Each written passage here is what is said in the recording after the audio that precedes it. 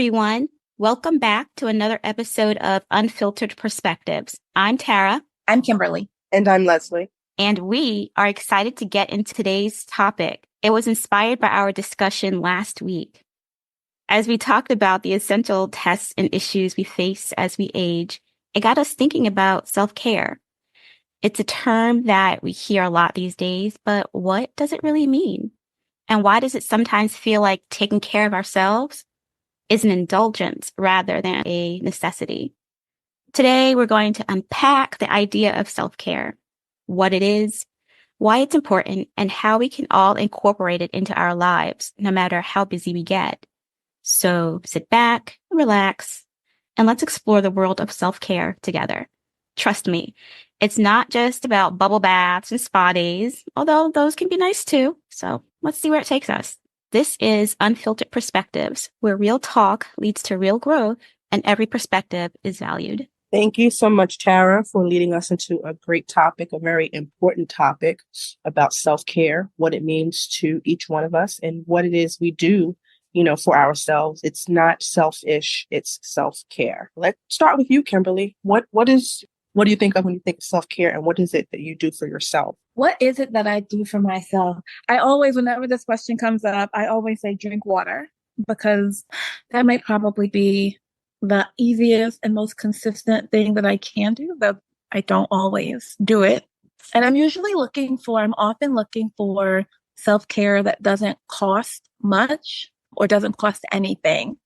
So I try to do the basics: sleep and drink water.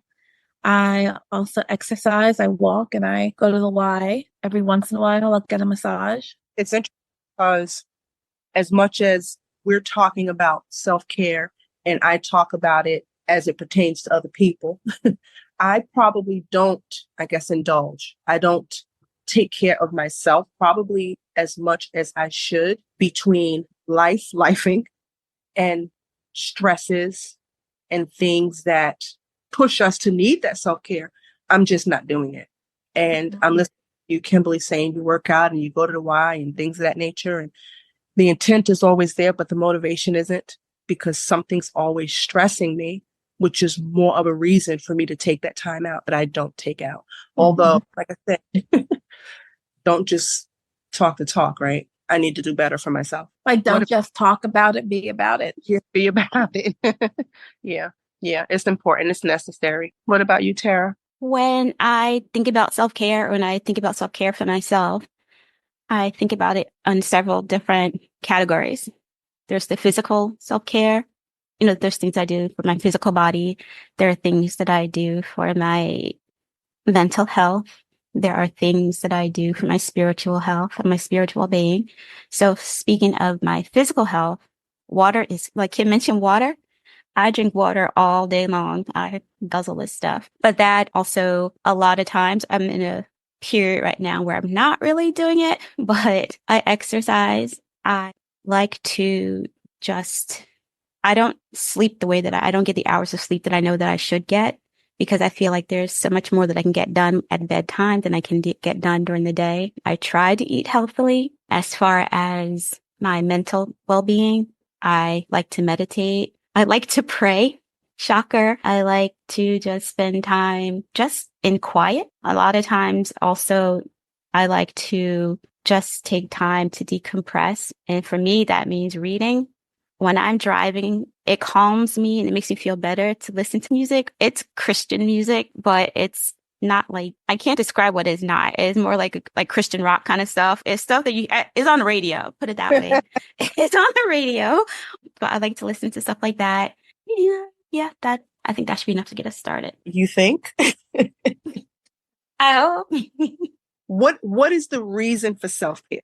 What do you find the reason for self-care? Maybe it pertains to mental health, because I find that sometimes you need that self-care just to kind of pull you away from whatever stresses, whatever's going on in the moment, just to kind of get a breather and to just take a break, right? But sometimes when those things are so overwhelming for you, you can't get the self-care. So then how do you balance the two? How do you make the time? How do you do that? So I think you're exactly right. so often when we get busy or stressed or overwhelmed, these self-care things are the first to go. Mm-hmm. And that is a mistake. I think they should really be, if we can manage it, the last to go. And I think of it a little bit the way, that saying about when you're on the airplane to put on your own face mask before you try to put on the mask Right. for somebody else. Yes. We're running around trying to fix everything else, trying to save everybody else, trying to be for everybody else. And we cannot, however much we think we cannot show up fully for other people unless we have already shown up fully for ourselves. Sometimes it's so much easier, and this is not me patting myself on the back, but if I'm able to help someone, I can and I will. And sometimes that pulls me away from my own stuff. So when you say, you got to be able to help yourself before you can help someone else, I do agree. And at the same time, helping someone else just kind of pulls me away from my stuff for a minute. You know what I mean? Mm-hmm. But that's just avoidance actually. But it's not self-care, but Mm-hmm. it's something that gets me away from my own stuff, for the moment. So yes, you should be able to, or you should, take care of your needs first so that you can 100% show up for the next person. But we don't always do that. We don't always do that. You said it pulls you away from your own stuff. And a lot of times also people don't do it because they feel guilty about prioritizing their selves over somebody else. And I think it's a hard line to say that you should put your own self first, Mm-hmm. but you should put yourself in there somewhere. Even if you feel like you can't put yourself first, you should find time to take care of yourself, because if you don't, you're going to experience burnout. You're not going to be able to, like Kimberly said, give yourself fully, or even probably in the way that, or to the degree that you want to, because you won't have those reserves in yourself to be able to do that. And sometimes the way to make that happen is to schedule time for yourself. You know how people, they have their calendars and they write in, oh, I have an appointment here, I have an appointment there, I have to do this, I have to do that, and they put it on their calendar. Make an appointment with yourself. That's a surefire way to make sure you're getting in that me time, that time you need to reflect and take care of yourself. And it doesn't have to be an hour. It can be 10 minutes, it can be 15 minutes, just enough to refresh you. Put yourself on the calendar. Why not? Take a few extra minutes in the bathroom and, the door locked. This is mom time. This is me time. This is dad time. I love you, but right now I love me too. That's important. You don't have to say that, but you can feel that. You can feel that. Yeah. How about physical health? Like what does that mean to you as far as self-care? Immediately when we talk about self-care, I think I automatically went to things that you do physically, like Kim said, going to the gym, or you go to the spa, you work out, you walk, whatever your exercise is. I always think of self-care, get a massage, those types of things when you think about physically. Mentally, maybe reading, maybe, I guess a spa and massage could, that could fall under mental self-care as well. Mm-hmm. But I automatically think of something to go out and do, even if it's shopping. Sometimes shopping helps, so I always think of it in a physical sense. How about things like getting yourself checked out, like going for your regular appointments, as far as like health examinations, dental care? Yeah, I that's definitely would fall under the category of self-care. We would think and hope that that's something that we don't have to take time for, that that's something that just comes naturally and regularly for people, but it doesn't. It doesn't. And we have to be certain that we're taking the time out to do those things on a regular basis. Yeah. So I know like it's recommended that when women reach a certain age, they have certain exams, like, the gynecological exams, you get mammograms on a regular basis. I think at the age that I know that the age I am now, I'm probably or also earlier, the recommendation is for yearly exams. Men have to take care of their health too, as far as prostate exams and things of that nature, dental exams every 6 months or so.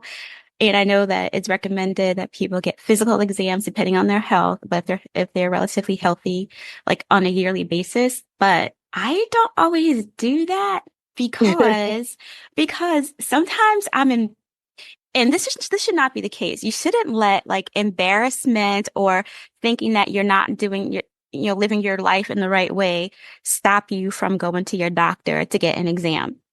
Hmm. And what I mean by that is for a long time, I'm more regular about it now, but there have been a period of time, like spanning years, where I wasn't going to the doctor because I'm like, oh, the doctor's going to yell at me because or my doctor's going to make me feel bad about myself because I gain weight, or my doctor's going to make me feel bad about myself because my blood work is not going to be right the way, the way it should be. Or I was afraid I still do get really bad headaches, but for a while they were really bad.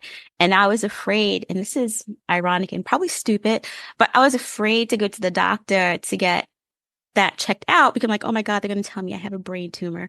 And, I was just like, do you remember that? That's not stupid at all. But you can't, I mean, I've learned that you really have to take care of yourself. You can't let things like that scare you away from going. Because when I went and I got examined, they're like, there's nothing wrong with you. You're fine.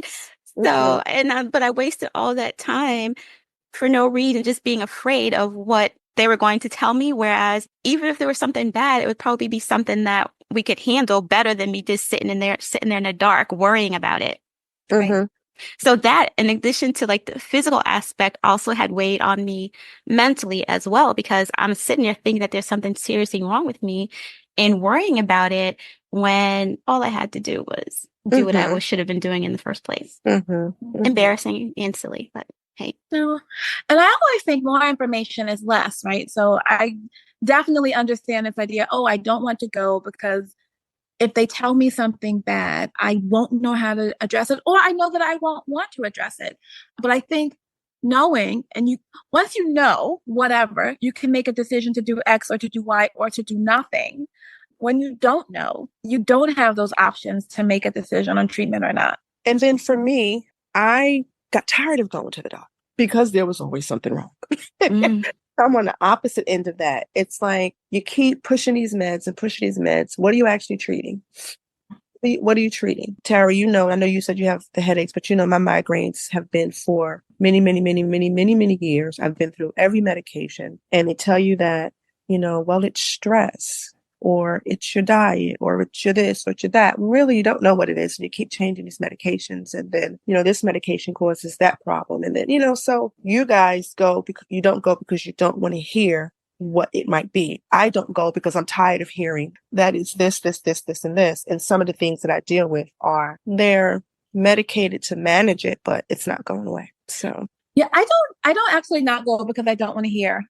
It's if I don't go nowadays, it is because I am busy and live in a place that's pretty remote. And so going to the doctor can be an ordeal. So I have a major checkup that I have rescheduled twice and definitely going on Friday. and I will be calling you on Friday to make sure. But it can be a full day affair. It can take a long time to find a doctor who's in my area, who takes my insurance, and then in my area takes my insurance, and then also doesn't make me feel bad about myself. Can I say? I'm just gonna say. So when I moved out here to Long Island in 2015, I had just been diagnosed with breast cancer. And so now I'm moving to a new place that is remote and I'm trying to find doctors to treat this. And I'm in the office of basically the only breast surgeon out here. And she's sort of running through what to expect and what my options are. And again, I'm like very new in this area and very new in this job and completely overwhelmed. And so I started to cry, not because I thought like I was going to die, just like the overwhelm. And she just sort of rolled her eyes and asked in a very snippy way, "What are you crying for?" no. Uh-uh. Last time I saw that woman. And so even if you sort of find somebody and they take insurance and you can get there, I know pickings can be slim, but you do not have to go to a person who makes you feel bad about yourself. Absolutely not. Mm-mm. Absolutely not. I told you guys I'm all for going to therapy. I just had well, I had more than one bad experience now that I think about it.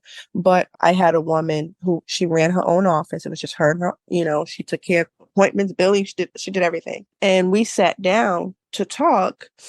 And this might have been, I feel like it was the second visit. It may have been the first, but she wanted to know before we get started something. I don't know how she got into my finances, but it led to her asking me, let me know now if you can pay for this visit. Oh. Well, first of all, Well, I I had, can, but I won't for you. Bye. like, if you're running the office, you know that my insurance covered it and I had no copay. And why is that something that we're discussing during my session and not, what I'm there for? That definitely was my last visit.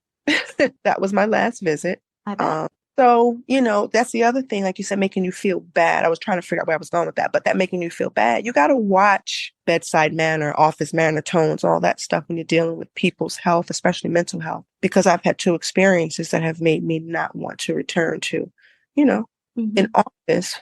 And that is part of your self-care. Yeah. It is. And I think it can be challenging. And I think to advocate for yourself, I think it can be particularly challenging for women or people of color to advocate for ourselves because of this relationship to authority, where I will speak for my own self. I'm sort of raised and grown up to respect authority. And so you're making a face. No, I agree. I hear you. I'll say it afterwards. Or No, go ahead. I was going to say, I have no problem speaking up for myself or sticking up for myself. And luckily, I hesitate to talk about other people's things, but I will say that Matthew, from a very young age, has been able to speak to his doctors on his own behalf. And that's something I have been so proud of him about. He has always been an advocate for himself as far as his education and as far as his healthcare is concerned. So Mm-hmm. it's important to be comfortable being your own cheerleader. It's important to be comfortable being able to talk about what you need and what you want with the people who are there to care for you. And if you don't have that level of comfort, then there are many other people probably in that same building on that same block that will be able to give you what you need with the respect that you deserve. So you're paying them. You're paying them. They work for you. And so that's important to remember. And it's important to teach our children the same thing. Yes, respect authority, but demand respect for yourself. Yeah. And we're talking about self care, but in this regard, I also want to say great to be able to advocate for yourself. And when you can't, we should enlist. I'm trying to not do the shoulding, but enlist somebody who can, even if it's not in the moment. There was a meme or something a few weeks ago, maybe a couple of months ago, about, Black people on the phone or recording or something in the doctor's office. And it was sort of described in a disparaging way. But, one of the ways that you advocate for yourself is to have somebody with you physically if you can, or record what's being said. So often in the moment, if I'm getting instructions or unexpected information, it's a lot. And if I don't write it down, I have no idea by the time I get home what I'm supposed to be doing. Mm-hmm. Yeah. So that recording is important and because it allows you to have a record and that's good for you and also to hold the other person accountable. This is probably getting off topic a little bit, but I've never had anyone to advocate for me or go into the doctor's office with me or whatever. But I like the idea, Kim, of what you said of recording, because I've had people say to me, and it angers me, you're too young to have all this wrong with you, or you don't look like you're sick, or I'm making it up. I mean, people do. I don't make up being sick or being in pain. And so there was not those people in place to say, hey, let me go to this visit with you, or let me hear the thing, or you know what I mean? So I do like the idea of, recording it for yourself, not to prove it to anyone, you know what I mean? But I've struggled with, there's no way all of that's going on. Right. And so Wow. most things now I've learned to just, kind of keep to myself. So talked about the regular checkups. We talked about all the tests that people should have done and why it's important because, and also we talked about knowing your family's medical history, which is also, I think, a part of self-care to know these things so that you can tell your doctors so that you know for yourself. You could pass that information down onto your children because they need to know it as well, because it helps your healthcare team know what to look for in you. One of the things that I think we started to talk about last week is the importance of talking about your health and talking about family health and family history. Sometimes families don't talk about illnesses or diseases. It used to be that people didn't talk about cancer, right? It was whispered cancer or the big C, or people would talk about it in euphemisms. And so when you don't talk about these family histories, we aren't able to give enough good, correct information for our own treatment and for our own prevention. Often when I'm filling out forms now, or especially when I was being treated 10 years ago, I kept being asked about family history and I have no idea because we just didn't talk about that. All right. So even as far as my own history as a child, there were a lot of things I didn't know. I didn't know that as a baby, I was anemic. I didn't know that I had that condition my entire life. So when, as an adult, I realized I had that condition, I thought it was because, I wasn't eating enough with this, or I wasn't doing enough of that, or because my flow was so heavy. So I was losing a lot of, that kind of thing. I say that to say, let your children know what's going on in their lives, what their own history is. It could save a lot of worry and a lot of heartache, unnecessary testing, also unnecessary things during the course of a person's life. I remember for years, I was getting my eyes checked for glaucoma because I thought that my father, had a history of glaucoma. No, he just said that as a passing thing once or twice for something else, but I took it as proof. And so I was paying for testing every 6 months for a condition that I didn't even have or need. Wow. And that money sure could have gone to something else. So, and if we think that people are reluctant to talk about our physical health, even more reluctant to talk about mental health and family histories of mental health. Absolutely. Yes. Especially, I think, in African American families, there's such a stigma attached to mental health conditions. I'll leave it at that. And then, especially with, men, I am not challenged with saying that I myself deal with mental health issues. And it's only been very recent, less than a year, Tara, that I've discussed it very freely. I don't go around broadcasting it. There's no sign on my side of my car, but it's a conversation that I freely have. And, we were reluctant because of judgment, of criticism. And so therefore, when it comes to self-care as it pertains to your mental health, you're not going to expose yourself. So you're not going to get the help.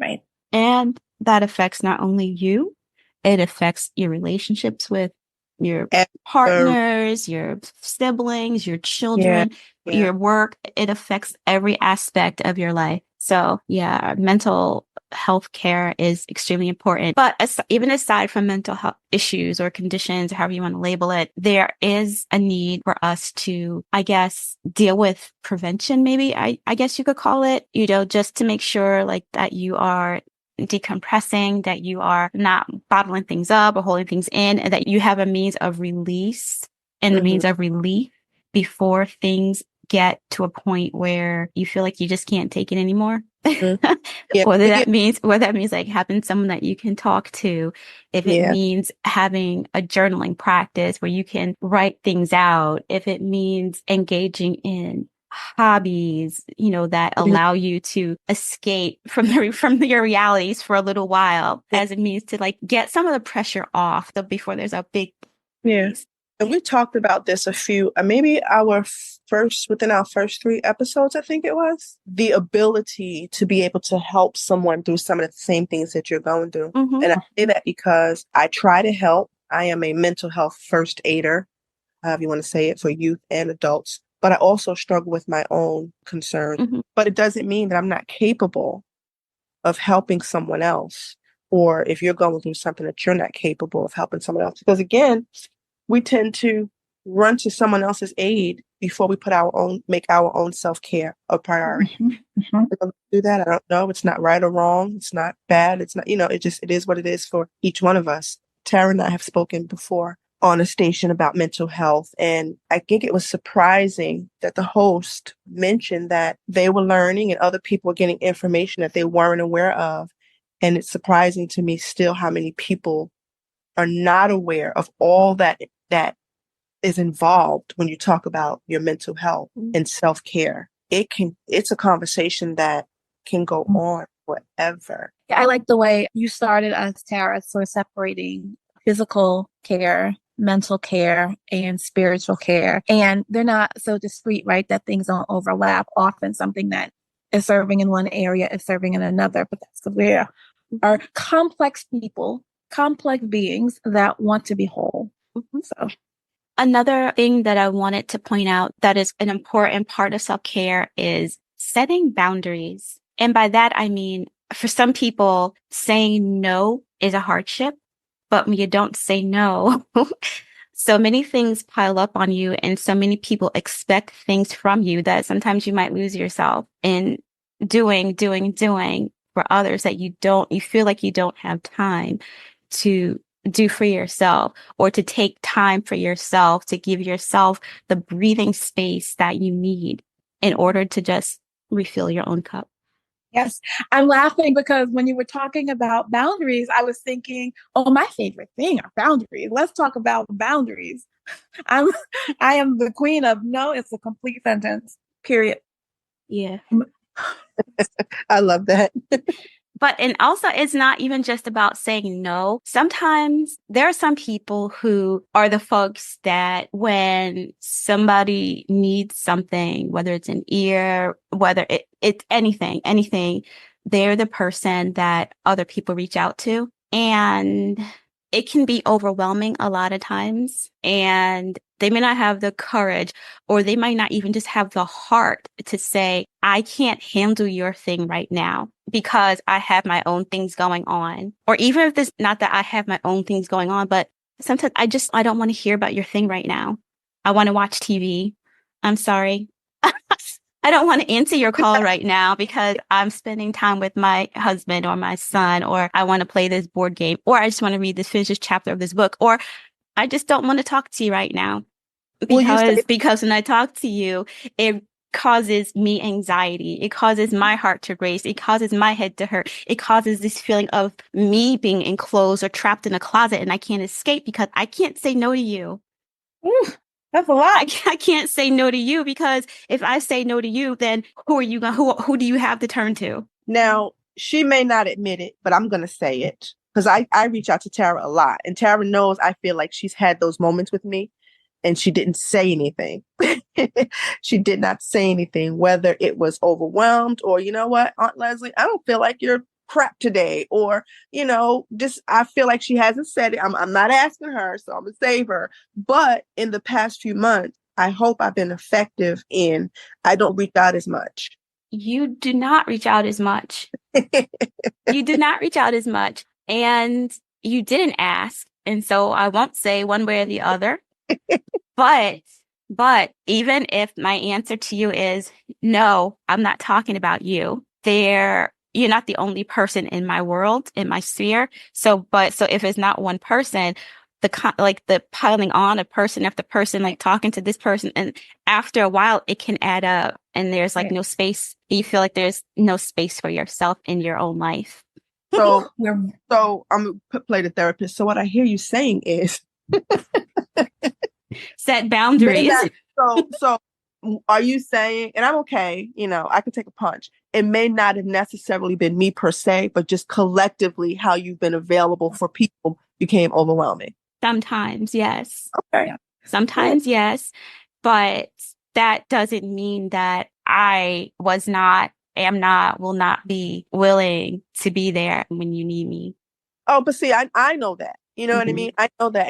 She's not going to not make herself available. But not just with Tara, I have just been in a place of just kind of, listen, I can be real, sometimes tired of hearing my own stuff. I don't say some of the things anymore. Like, turn the page, close the book. Like, I'm just over talking about it. So if I'm over it, they've definitely got to be over it. Whatever it is, a relationship, finances, a teenager, work, whatever it is, I just try to kind of pull back a little bit. And, I'm just a little bit more, keep it to myself and figure it out, let it work itself out, pray about it, cry about it, hit somebody. I don't know, whatever. Pray about it. Where real talk leads to real growth. But can I say, I think I heard you say or imply that sometimes setting boundaries requires heart or courage, right? That you don't have the heart, so that you may not have the heart or the courage to set boundaries. I think boundaries require both of those things. It can also though require skill or discipline or reflection, right? It's not just about heart or courage. And so it is a skill that we can practice and develop. There are tools that we can use to help us set boundaries. And also, so here's where it might be uncomfortable. There also is some self-reflection that can help us set some boundaries. So, for example, in the work that I do, I am convinced that everybody who asks me a question believes that they are the only person asking me a question. Everybody who asks me to do something believe that they are the only person asking me to do something. There are 70 other people asking me to do something. I don't have time to do all of these things in all of the ways that you all want me to do it. And so I have learned to be really clear about when I'm working and when I'm not, to communicate that clearly, and then really to force myself to not be responding when I say that I'm not working. I'm not always successful at that. And so then I have to think about my own self-reflection on why not? Because I will admit to myself, sometimes I say yes to more things than I ought to say yes to. I involve myself in more things than I ought to involve myself in because I want to feel needed. I am getting something out of putting myself in these situations. That may not be the case for everybody who overextends. But I have to ask myself, when I'm overextending, what about this is serving me? What is this serving in me, this overextending? Deep stuff. Deep stuff. But, Tara, when you talk about, being available, and sometimes you just get overwhelmed. And I think that you're an amazing listener and all of that. But that's the difference between you and someone that's trained to do it, because it won't affect them the same way because they're trained or gifted in that area. When we talk about, gifts and spiritual gifts, even you tend to have a larger capacity, I guess, for certain things where they may not get as overwhelmed or needing that space as quickly as you may need because they are equipped, I would say equipped differently than you are versus a professional. You know what I mean? Does that make sense? I think so, yeah. Yeah, not to say you're not built for it, but it takes a whole another professional level of training and understanding to not feel like, listen, it's too many y'all, too much at one time. I need a break. So I do think, though, that is kind of where, so part of for myself, part of what prepares me to be able to set boundaries, but also to be able to jump into the fray or open myself up so all of everybody else's stuff is the self-care. And there's this idea, I heard you say, Tara, really briefly, something about filling our cup, maybe something. But so this is idea that we want to be serving from our saucer, not our cup. So imagine, right, that your cup is your personal resources. If you keep pouring out your resources from your cup, you're going to run out. But if your cup is overflowing, what we want is for our cup to be overflowing so that we're not depleting our cup. We're just serving from the saucer.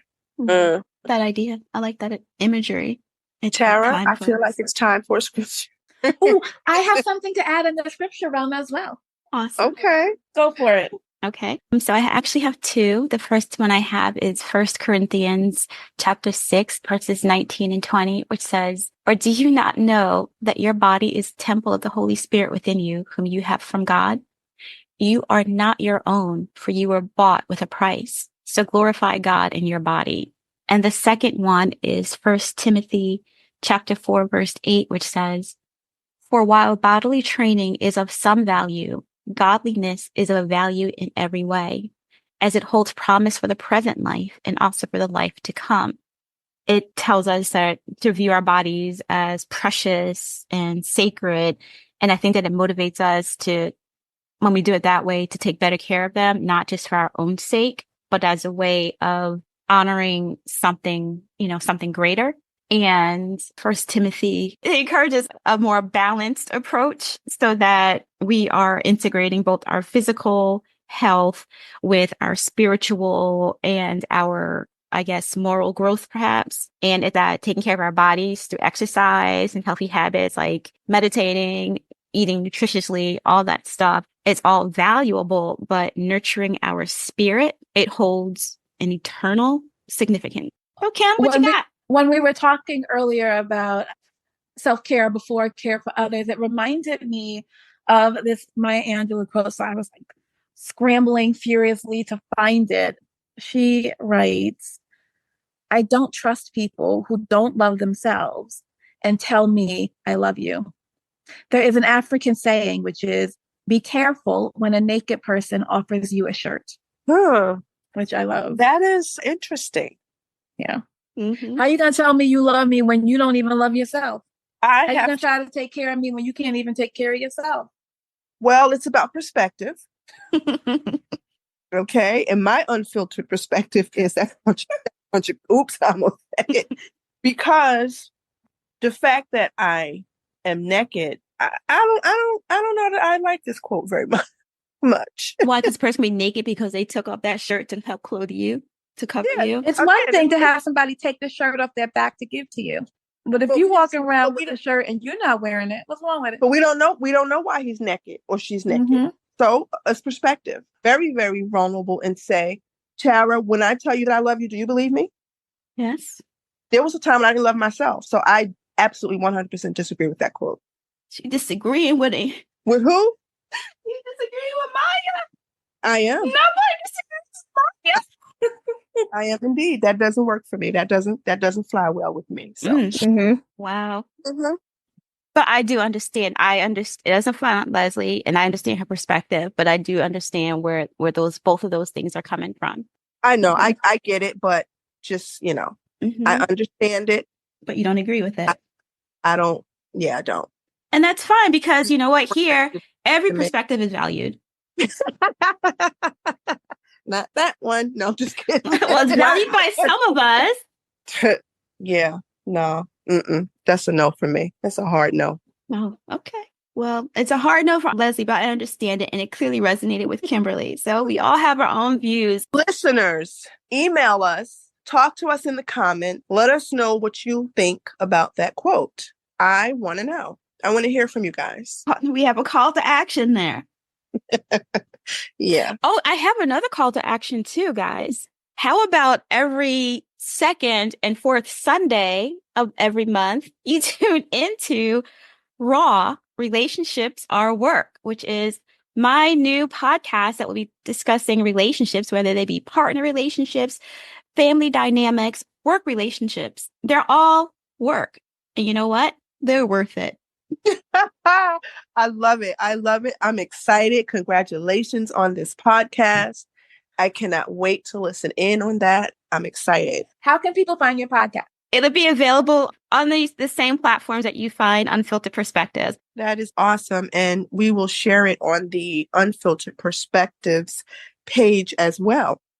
Awesome. Thank you, guys. So thank you for joining us for today's episode on self-care. We've explored what self-care truly means, why it's essential for our well-being, and how we can integrate it into our daily lives despite the hurdles. Remember, self-care is not a luxury. It is a necessity.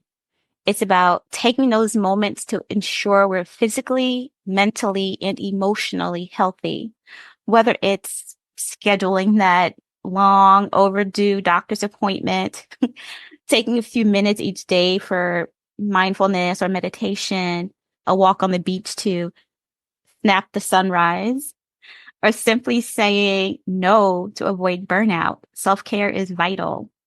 I hope you found some practical tips and a bit of inspiration to start prioritizing your own self-care. Thank you for tuning in to Unfiltered Perspectives.